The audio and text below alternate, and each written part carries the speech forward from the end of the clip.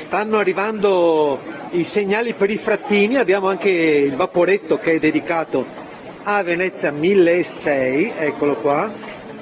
Stanno scendendo gli allievi del Marinelli Fonte, là in fondo c'è sempre il padrone di casa che ci osserva, ovviamente. Eccolo là.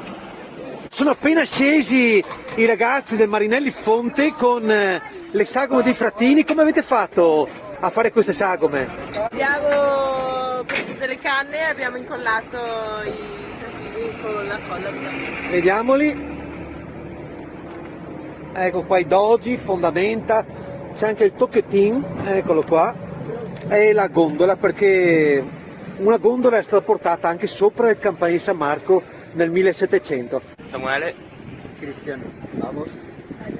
Camilla. Bene, e là in fondo c'è il nostro padrone di casa che ci guarda. Grazie.